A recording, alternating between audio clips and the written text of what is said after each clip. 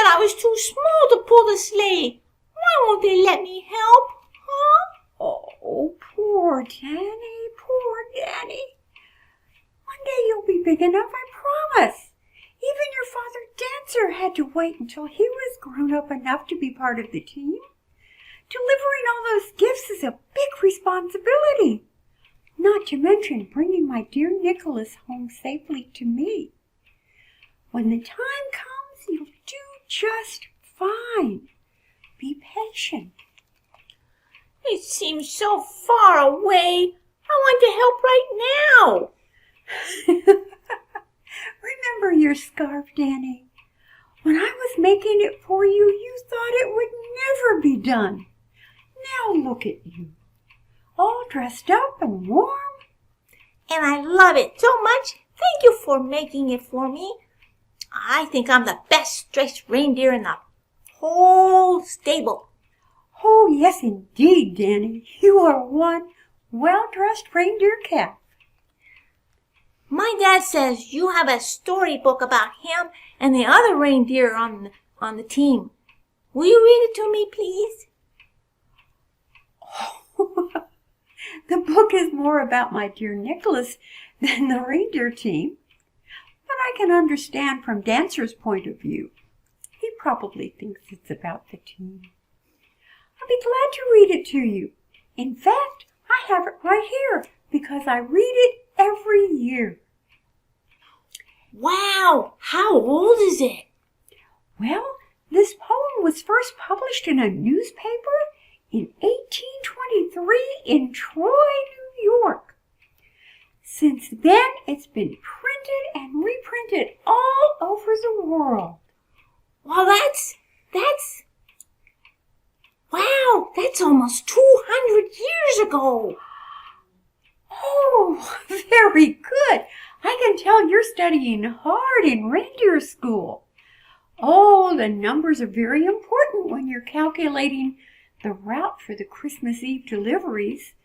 You'll be a great addition to the team when the time comes. Thank you.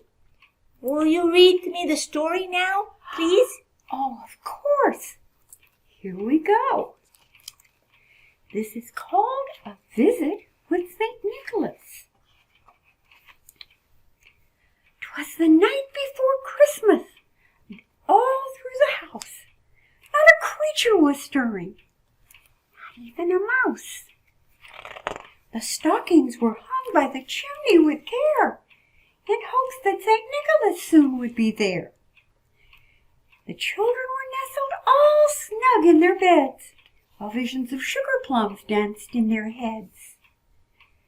And Mamma in her kerchief and I in my cap had just settled down for a long winter's nap. When out on the lawn there arose such a clatter, I sprang from the bed to see what was the matter. Away to the window I flew like a flash, tore open the shutters, and threw up the sash. The moon on the breast of the new-fallen snow gave the luster of midday to objects below. When what to my wondering eye should appear but a miniature sleigh and 8 tiny reindeer. With a little old driver so lively and quick, I knew in a moment it must be St. Nick. More rapid than eagles his coursers they came, and he whistled and shouted and called them by name.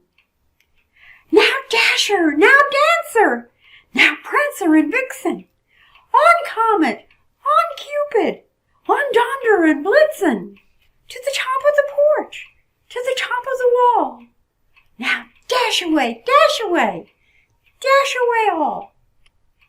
As dry leaves that before the wild hurricane fly, when they meet with an obstacle, mount to the sky, so up to the housetop the coursers they flew, with a sleigh full of toys, and St. Nicholas too. And then in a twinkling I heard on the roof the prancing and pawing of each little hoof. Then I drew in my head and was turning around. Down the chimney St. Nicholas came with a bound. Do you know why the mice don't even move around on Christmas? No. Because the kitty cat keeps them away. He was dressed all in fur from his head to his foot, and his clothes were all tarnished with ashes and soot. A bundle of toys he had flung on his back, and he looked like a peddler just opening his pack. His eyes, how they twinkled! His dimples, how merry! His cheeks were like roses, his nose like a cherry. His droll little mouth was drawn up like a bow, and the beard of his chin was as white as the snow. The stump of a pipe he held tight in his teeth, and the smoke had encircled his head like a wreath. He had a broad face and a little round belly that shook when he laughed, like a bowl full of jelly. He was chubby and plump, a right jolly old elf, and I laughed when I saw him, in spite of myself. A wink of his eye and a twist of his head soon gave me to know I had nothing to dread. He spoke not a word, but went straight to his work, and filled all the stockings, then turned with a jerk, and laying a finger upside of his nose, and giving a nod, up the chimney he rose. He sprang to his sleigh, to his team gave a whistle, and away they all flew like the down of a thistle. But I heard him exclaim, as he drove out of sight, "Merry Christmas to all, and to all a good night." That's a great poem, Mrs. Claus. But it wasn't just about my dad, was it? It was about Santa and all he visits everybody. Exactly. Yes, it was. And the poem has become a Christmas tradition everywhere. I'm glad you enjoyed it. Now, off you go. I have cookies to make for all those hard-working elves. Merry Christmas, my sweet. Merry Christmas, Mrs. Claus. And a Merry Christmas to all of you from the North Pole. And from all those nice people at the Everyman Puppet Theater. Merry Christmas and Happy New Year.